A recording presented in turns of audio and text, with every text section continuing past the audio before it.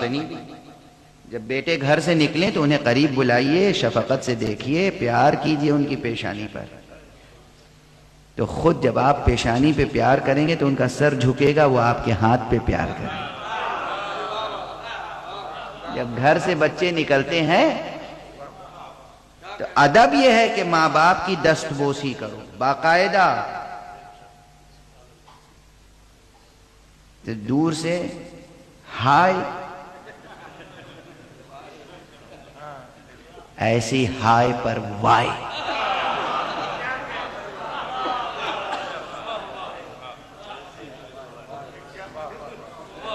قریب آؤ، قربت کی لذت محسوس کرو.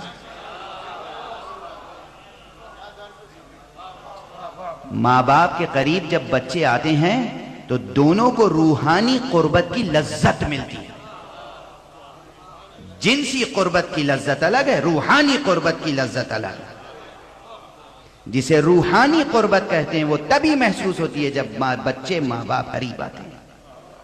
جتنا فاصلہ کم ہوگا ایک روحانی قربت کا احساس ہوتا ہے. اس وقت باپ اور ماں کو چاہیے کہ بچوں کی پیشانی پر بوسہ دیں، چاہے کتنا ہی بڑا ہو چکا ہو. کتنا ہی بڑا ہو چکا ہے، بچہ بچہ رہے گا. ماں کے لیے اس کا بچہ بچہ رہے گا، باپ کے لیے اس کا بچہ بچہ رہے گا.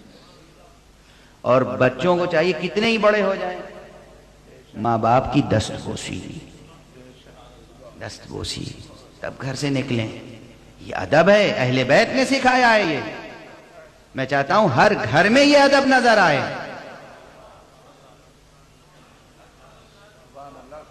میں دست ادب جوڑ کے مثال کے طور پر عرض کر رہا ہوں. میں دہلی میں ایک ایسے محلے میں رہتا تھا جہاں سب نیچے سے اوپر تک پوری اپارٹمنٹ بلڈنگ میں غیر مذہب غیر دین کے لوگ رہتے تھے. ہندو حضرات رہتے تھے، کچھ کرسچن تھے، کچھ. میرے بچے اسکول جاتے وقت میں خود نکل کے انہیں لفٹ تک پہنچاتا تھا تو وہ جاتے جاتے ہاتھ چومتے تھے، میں پیشانی چومتا تھا. جتنے دیکھتے تھے بڑی حسرت سے دیکھتے تھے. اور اس کے بعد دھیرے دھیرے ایک ایک شخص قریب آیا. اس نے کہا صاحب آپ کے بچوں کی تربیت بہت اچھی ہے، ہمارے بچوں میں یہ ادب نہیں ہے کہ وہ ہمارا ہاتھ چومیں. ہم نے کہا یہ تو ہمارے رسول محمد مصطفیٰ صلی اللہ علیہ وسلم.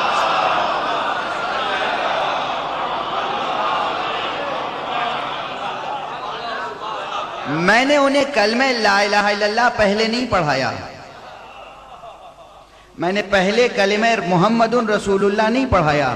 میں نے کہا یہ ادب بچوں کو رسول نے سکھایا ہے کہ انہوں نے کہا ہے بچے ماں باپ کا ایسا ادب کریں، ماں باپ بچوں پہ ایسے شفقت کریں. اب اس کے بعد آپ یقین فرمائیں گے کہ یقیناً وہاں سینکڑوں فیملیز تھی، لیکن کئی ایک ایسے آئے کہ جو گھر میں آ کر انہوں نے کہا اسلام پر کوئی کتاب ہے. آپ جانتے ہیں وہ لوگ رسول نہیں کہہ پاتے تو کہتے ہیں محمد صاحب. ان کا محمد صاحب کے اقوال کا، ان کے فرمان کا، ان کی تعلیمات کا کوئی مجموعہ ہو تو ہمیں بھی دے دیجئے. میں نے یہ نہیں کیا کلمہ لا الہ الا اللہ پڑھو، رسول اللہ پڑھو، محمد رسول اللہ کہو. ایک چھوٹا سا نمونہ دیکھا انہوں نے اپنی آنکھوں سے جس میں کوئی تصنع نہ تھا، کوئی تکلف نہیں تھا، کوئی تصنع نہیں تھا، کوئی بناوٹ نہیں تھی. بچے شروع سے دیکھتے آئے تھے. میرے بچوں نے، میں نے کبھی اپنے بچوں سے نہیں کہا کہ میرا ہاتھ چومو. انہوں نے دیکھا یہ اپنی ماں کا ہاتھ چومتے ہیں. انہوں نے ہمیں دیکھا کہ یہ پاپا اپنے ماں باپ کا ہاتھ چومتے ہیں، انہوں نے ہمارا ہاتھ چومنا شروع کر دیا. اور اگر میں اپنے ماں باپ کی دست بوسی کا عادی نہ ہوتا، پابند نہ ہوتا، تو میرے بچے میری دست بوسی نہیں کر سکتے تھے. توجہ ہے، توجہ ہے. ادب بزرگوں کا ادب. وہ معاشرہ نہ بننے دیجئے کہ یہاں اولڈ ہوم بننے لگے. اس سے بڑی نحوست نہیں ہو سکتی، اس سے بڑا عذاب نہیں ہو سکتا انسانی معاشرے کا. آپ کتنے ہی مصروف کیوں نہ ہو، کتنی ہی اہم آپ کی امپورٹنٹ جاب کیوں نہ ہو، ماں ماں ہوتی ہے، باپ باپ ہوتا ہے.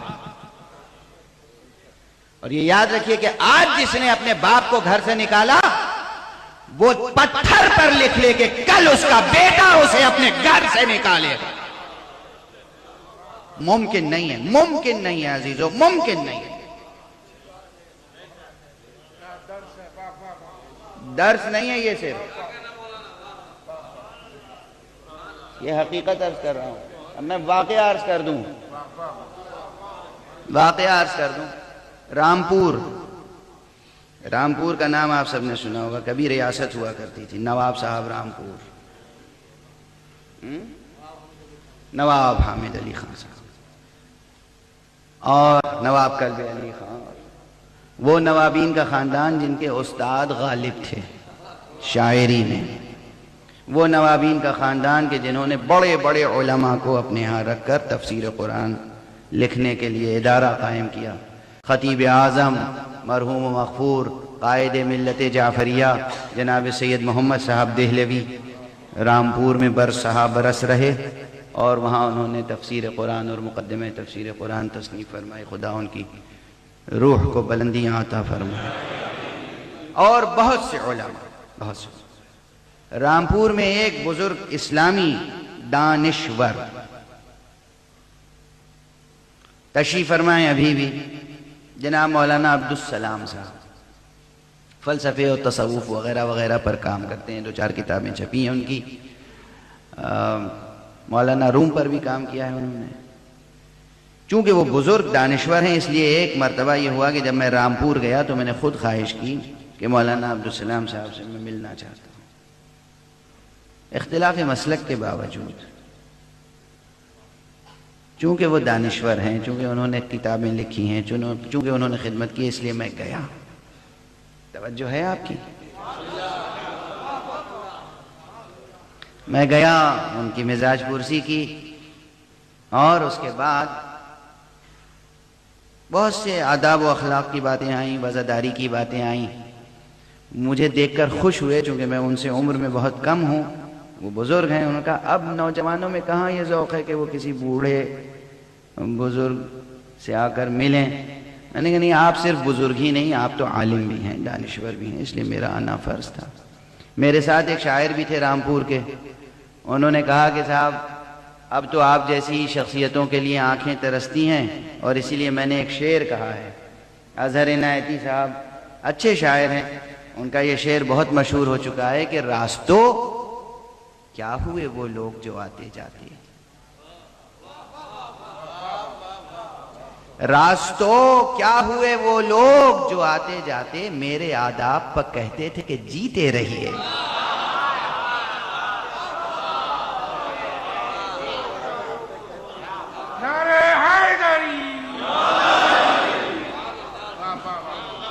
میرے جوان دوستوں، نوجوانوں، بچوں، اس بات کا خیال رکھنا، ان گلیوں کو، ان راستوں کو اور اپنے گھروں کو ان بزرگوں سے خالی نہ ہونے دینا جو جینے کی دعا دیتے رہے، ورنہ ترس جاؤ گے اس آواز کو کہ جیتے رہیے. بیٹا جیتے رہو، بیٹا جیتے رہیے. جینے کی دعا دینے والے شجر سایہ دار گھر میں ہونے چاہیے.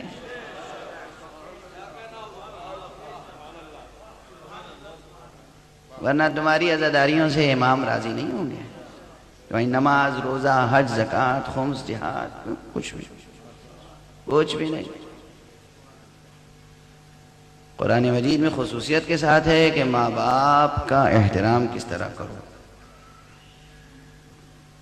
وَاخْفِضْ لَهُمَا جَنَاحَ الذُّلِّ لَهُمَا، ماں باپ دونوں کے لیے اپنے شانوں کو ذلت کے ساتھ جھکا دو. ذلت کے ساتھ ان کے آگے اپنے کو ذلیل سمجھو. عبد ذلیل، جیسے ایک معمولی خادم، غلام، ملازم ماں باپ کے آگے، چاہے ماں باپ جاہل کیوں نہ ہو. وہ فوراً جملہ میرا سنا نہ دیجیے گا، دہرا نہ دیجیے گا میرے سامنے، مجھے یاد ہے میرا جملہ. جہل میں اطاعت کی صلاحیت نہیں ہوتی، اسی لیے پروردگار نے ماں باپ کی اطاعت کا خود حکم دیا.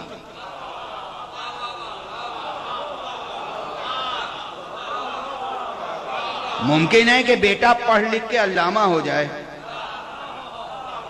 ممکن ہے مجتہد ہو جائے، آیت اللہ ہو جائے، انجینئر ہو جائے، سائنٹسٹ ہو جائے، ڈاکٹر ہو جائے، جج ہو جائے، جسٹس ہو جائے، کچھ ہو جائے۔ اس کا غریب جاہل باپ اگر سامنے آئے تو وہ سوچے گا کہ اب اتنے بڑے مجمع کے سامنے میں ان کا احترام کروں، لوگ کیا سمجھیں گے؟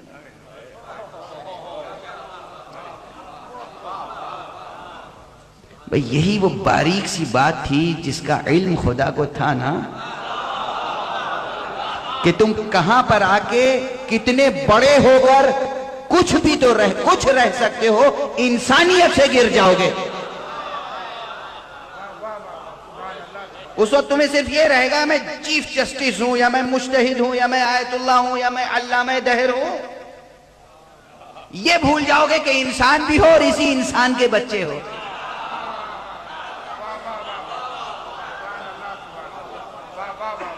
چونکہ وہ جاہل ہے، مزدور ہے، گاؤں میں رہنے والا ہے،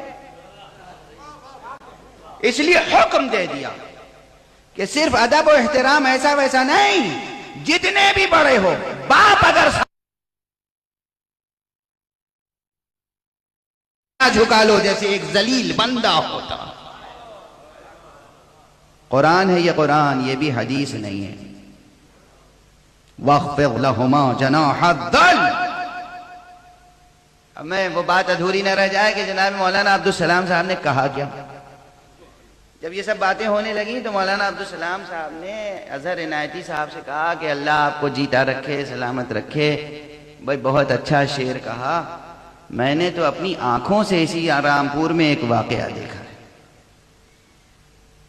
عبدالسلام صاحب نے واقعہ نقل کیا، کہا کہ وہ واقعہ یہ ہے کہ میں ایک گلی سے گزر رہا تھا، اور سڑک کا نام لیا انہوں نے، اور کہا میں نے دیکھا کہ ایک باپ جس فیملی سے واقف تھے، ایک باپ ہے، اس کا جوان بیٹا اسے دھکا دیتا ہوا اور برا بھلا کہتا ہوا گھر سے نکال رہا ہے۔ باپ کا ایک پاؤں ڈہوڑی کے باہر ہے اور ایک پاؤں ڈہوڑی کے اندر ہے۔ عبرت یہاں نہیں ہے، باپ نے پلٹ کے بیٹے سے کہا، اور مولانا عبدالسلام نے سنا، بیٹے بس کرو بس، میں نے بھی اپنے باپ کو یہیں تک پہنچایا تھا۔